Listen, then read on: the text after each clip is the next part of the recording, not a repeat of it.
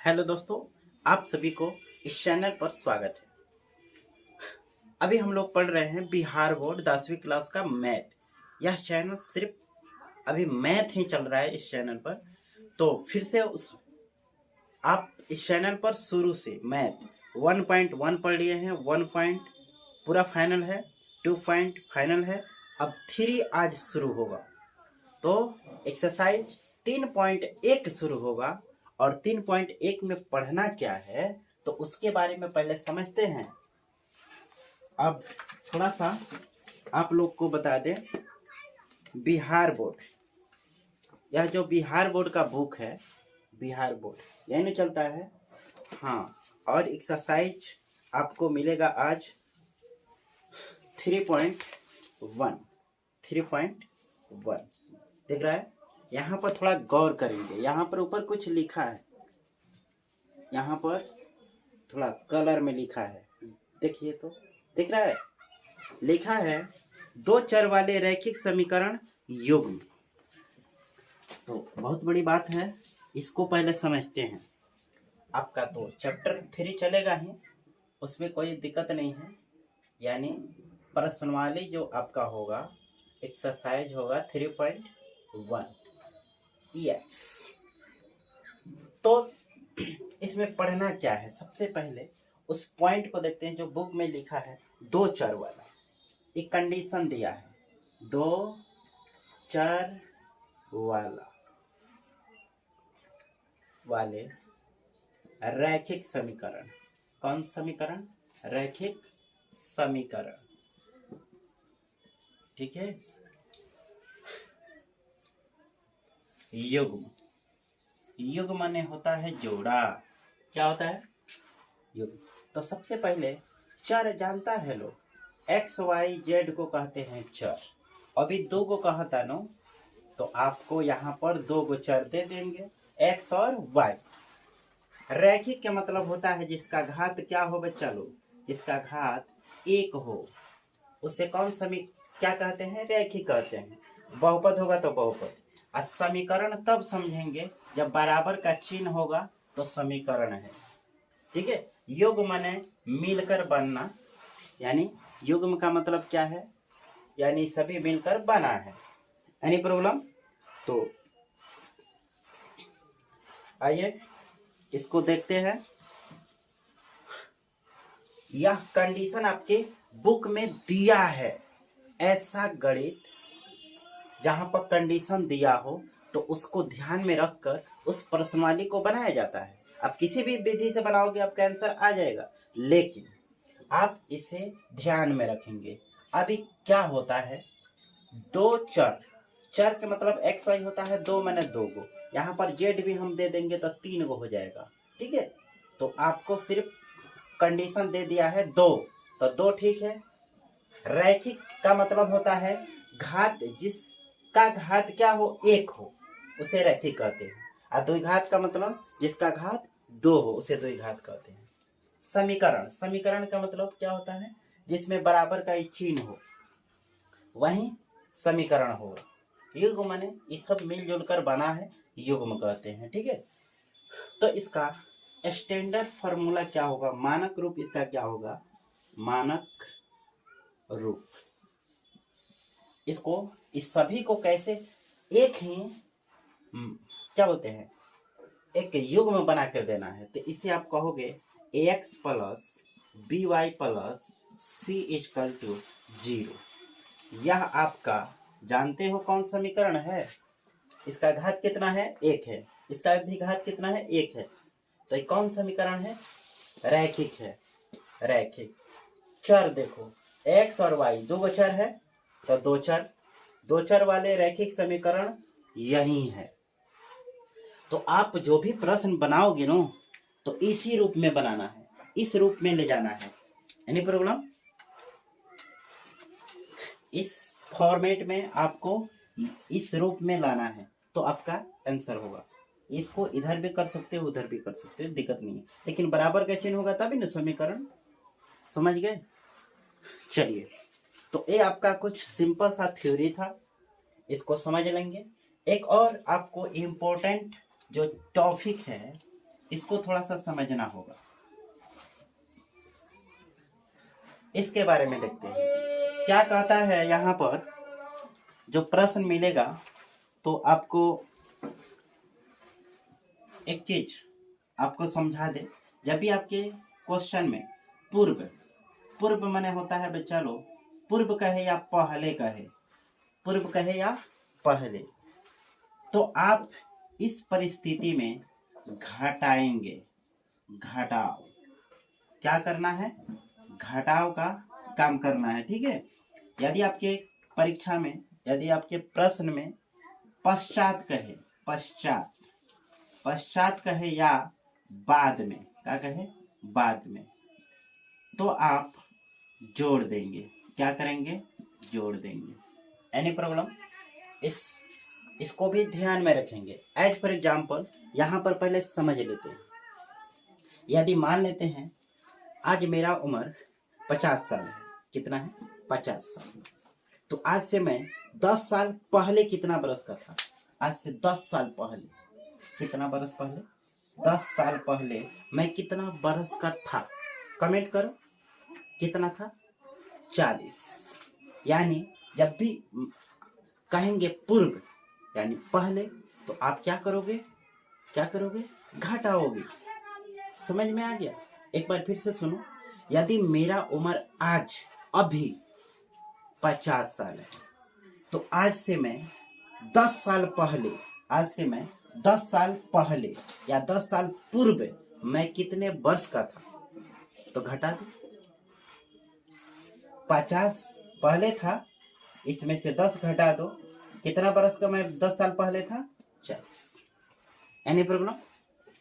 चलिए, आपके परीक्षा में प्रश्न कभी पूछता है पश्चात या बाद में।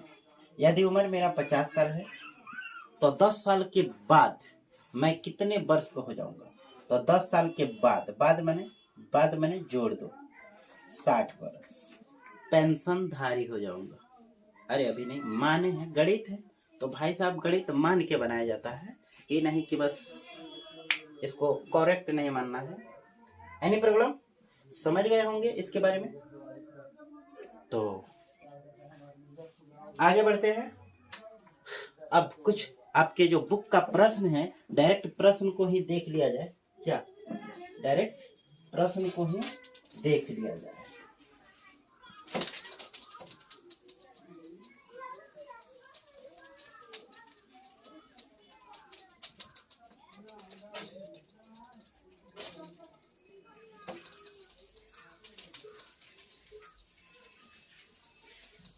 तो आपको अभी प्रश्न दिख रहा है या नहीं? नहीं दिख रहा है? क्या करें, हाथ से लिख दे या डिजिटल चाहिए? चलिए, अब आप देख सकते हो आपके सामने प्रश्न दिख रहा है। मैं एक बार पढ़ देता हूँ। मैं क्या करता हूँ? एक बार पढ़ देता हूँ। क्वेश्चन कहता है, आफ्ताब अपनी पुत्री से कहता है, आफ्ताब किससे कहता है? अपनी पुत्री से। क्या कहता है? 7 साल पूर्व मैं तुमसे 7 गुनी आयु का था। कई वर्ष पूर्व? 7 साल पूर्व। पूर्व बने पहले, पहले मैंने जोड़ना है, ठीक है। अब से 3 वर्ष बाद मैं तुमसे केवल 3 गुनी रह जाऊंगा। यानी इसमें क्या करेंगे? 3 से इसमें केवल मैंने 3 वर्ष बाद मैंने जोड़ देना है। क्या यह मनोरंजक है? इस स्थिति को बीजगणितीय तथा ग्राफीय रूपों में व्यक्त कीजिए। चलिए ठीक है, अभी देखते हैं। इसको बनाना नहीं है, ग्राफीय और बीजगणितीय किसी रूप में व्यक्त कर देना, बस व्यक्त करना है। तो जो आपके बुक का पहला प्रश्न है, सबसे पहले तो मान लेंगे उसका वर्तमान क्या है। जैसे मेरा वर्तमान अभी बताया है। अरे वो करेक्ट नहीं है। यहाँ पर देखते हैं, मान लेंगे माना कि आफ्ताब, माना कि आफ्ताब की वर्तमान आयु x वर्ष है। कितना वर्ष है? x वर्ष है तथा उसकी उसकी पुत्री की वर्तमान आयु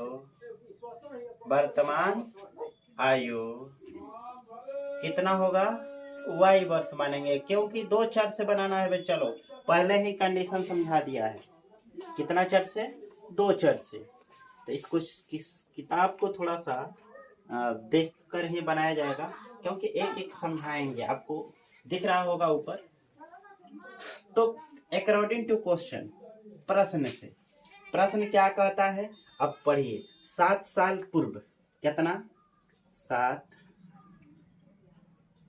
वर्ष पूर्व। 7 वर्ष पूर्व माने पहिले।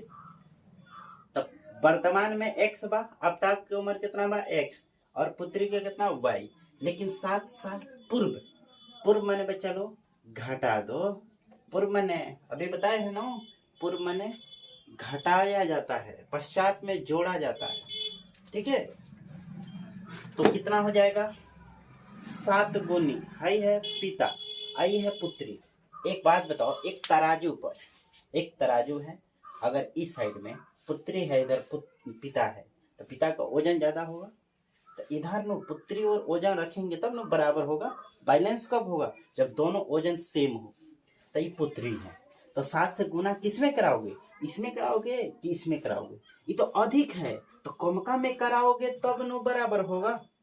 क्या 7 से गुना इस कमका में कराओगे बच्चा लोग, तब नो इसके बराबर होगा। ये ज्यादा है, ये बात ठीक है, लेकिन कराना कम में है क्योंकि बराबर हो जाए। ओके, अब चलो हल करते हैं। इसको हल कर दो। ये तो सेम है, इस 7 से मल्टीप्लाई होगा, गुना करा दो तो हो जाएगा 7 में y से गुना 7y, 7 में -7 से 7 7 49। अब इसको इधर लाओ, इसको उधर भेज दो, यानी x माइनस 7y प्लस है तो माइनस होगा, इधर होगा -49। अब -7 है, इधर आएगा तो +7 होगा। ठीक है, यानी x माइनस 7y बराबर हो जाएगा -42। ओके, अब इसे इधर ला लो, तब ना आपका समीकरण सेट हो जाएगा। माइनस से इधर आएगा तो +42 हो जाएगा। ठीक है, यह आपका समीकरण 1 हो गया, प्राप्त हो गया समीकरण 1। अब आप निकालोगे समीकरण 2। कैसे? तो लिखेंगे AGAIN, अगेन मैंने होता है फिर दोबारा किताब पढ़ना पड़ेगा। कहता है अब से 3 वर्ष बाद। कितना वर्ष बाद? 3 वर्ष बाद। ठीक है, तो ये पिता है, ये पुत्री है। बाद में 3 इसमें भी जोड़ दो और 3 इसमें भी जोड़ दो। अब कहता है इन दोनों का उम्र बराबर तब होगा जब पुत्री में 3 से गुना करेंगे। 3 गुनी आयु रह जाएगा, इसका 3 गुनी, तो इसमें छोटका में कराएंगे तब ना इसके बराबर होगा। करा दो x + 3। ठीक है, ये 3 से गुना करा दो 3y, और 3 से 3 में 3 3 का 9। अब इसको इधर लाओ, इसको उधर ले जाओ, तो x - 3y बराबर 9 माइनस +3 है, इधर माइनस हाई +3y। इस साइड में i तक का हो जाए माइनस में, i +3 होने जाए तो माइनस में। तो x - 3y बराबर कितना? 6। +6 इधर बुलाओ। क्यों बच्चा लोग? प्लस है तो माइनस होगा ना। ये हुआ आपका समीकरण 2। ऐसा क्यों किए हैं, इधर क्यों बुलाए? क्योंकि कह रहा है नो, क्वेश्चन में बोला है ये रैखिक समीकरण के 2 चर वाले रैखिक समीकरण के रूप में व्यक्त करो। इस रूप में व्यक्त करना था, तो इसलिए इतना ही हो गया। बस इतना ही बनाकर आप छोड़ सकते हो। ठीक है, हाँ बस इतना ही, उससे ज्यादा नहीं बनाएंगे। ओके, तो थोड़ा सा ये हो गया आपका। आइए अब दूसरा प्रश्न देखते हैं, इस चैप्टर का दूसरा प्रश्न। बहुत बड़ा वीडियो हो गया भाई साहब, तो इसे मिटा देते हैं। ओके, अगला प्रश्न आपके सामने दिख रहा होगा। क्वेश्चन पढ़ो, क्वेश्चन पढ़ो, क्वेश्चन पढ़ो बच्चा लोग। एक ही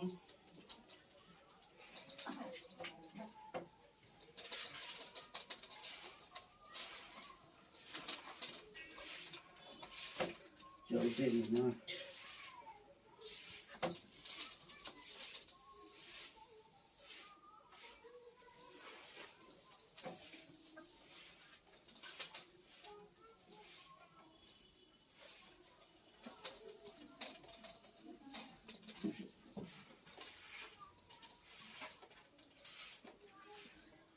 तो आपके सामने जो अगला प्रश्न है, कहता है क्रिकेट टीम के एक कोच, कोच मैंने होता है जो हेड होता है, कोच ने 3900 रुपये में 3 बल्ले तथा 6 गेंद खरीदी।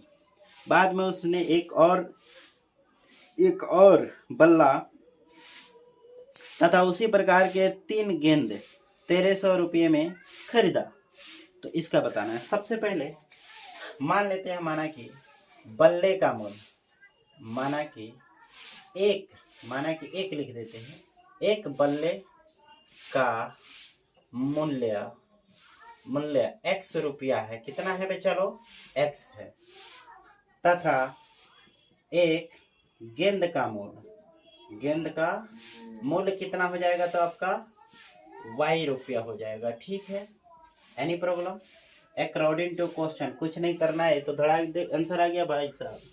अरे वाह, तो 3 बल्ला खरीदा। कितना बल्ला? 3। एक के दाम x, तो 3 गो के दाम 3x होगा कि नहीं होगा? अरे बचवा, एक गो कलम के दाम 5 रुपये, तो 4 गो कलम के दाम गुना करा 2, 4 5 20, आना था 5 के हम लिखबा 5 5 5 आ 5। एगो कलम के दाम 5 रुपया, तो 4 गो कलम के दाम कितना हुई? तो 5 5 10 5 15 5 20। तो ई हो गई उखियाड़ी छाप, सॉरी आई हो गई एजुकेटेड छाप। एगो का दाम 5 रुपया, तो 4 गो का दाम कितना? गुना करा दो आंसर। वही नियम, एगो का दाम x रुपया, तो 3 गो का दाम कितना? तो 3x।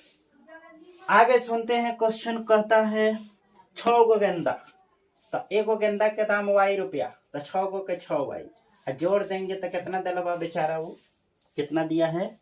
3900 रुपया। 3900 हो गया। समीकरण 1 मान सकते हो, या कॉमन करके कट दिया।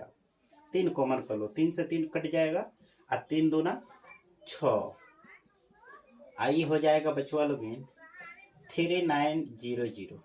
3 से काट सकते हो, 3 कम 3 3 3 9 0 0, यानी x प्लस 2y बराबर 1300।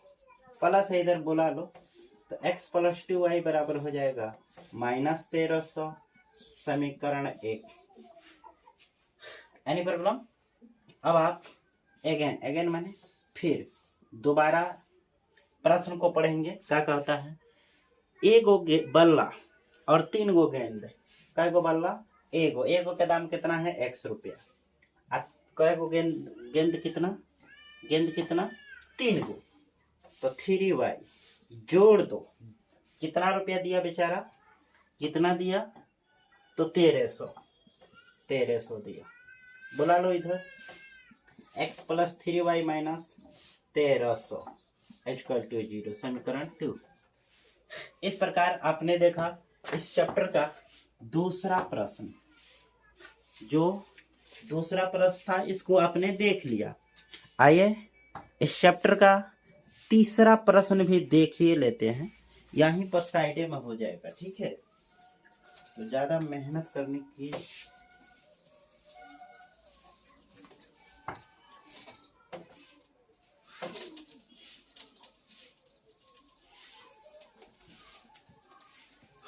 तीसरा प्रश्न को दिखाइए तो।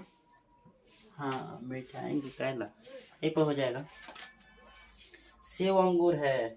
अच्छा, 2 केजी सेव और 3 केजी अंगूर का मूल्य किसी दिन 160 रुपया था। 1 महीने बाद 4 केजी सेव और 2 केजी का इतना हो जाता है। तो कुछ नहीं करना है। क्वेश्चन नंबर 3 यहाँ पर लिख देते हैं। मान लो माना कि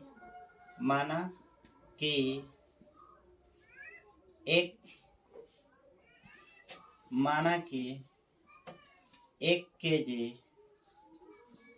सेव का मूल्य x रुपया है। कितना है?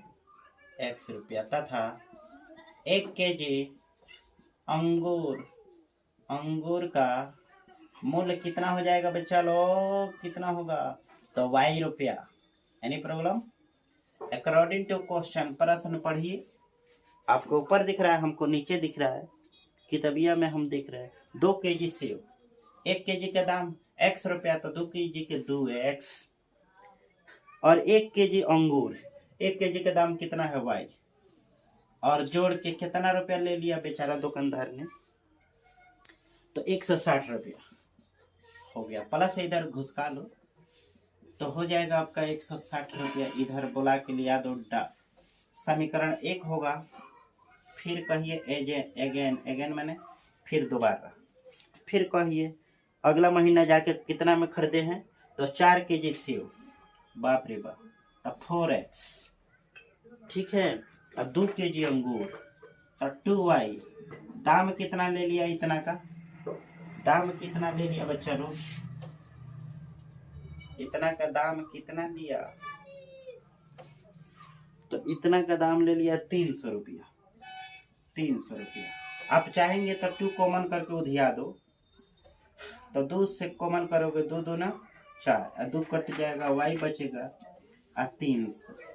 2 से काट दो कितना बार में? 150 बार में।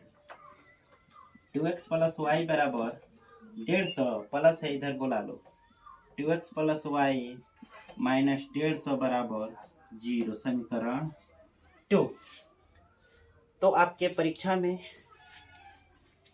अगर यह प्रश्न पूछता है तो उम्मीद है आप बड़ी आराम से बना लेंगे। लेकिन इस वीडियो को देखने के बाद आपसे एक रिक्वेस्ट है, अभी तक आप इस चैनल से नहीं जुड़े हैं तो इस चैनल को सब्सक्राइब कर लीजिए, जुड़ जाइए, अपने सगे संबंधी को जोड़िए।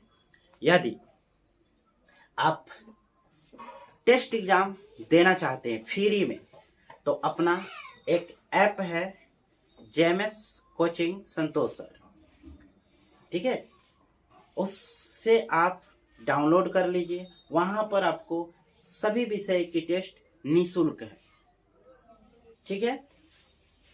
फिर मिलते हैं अगले वीडियो में। धन्यवाद।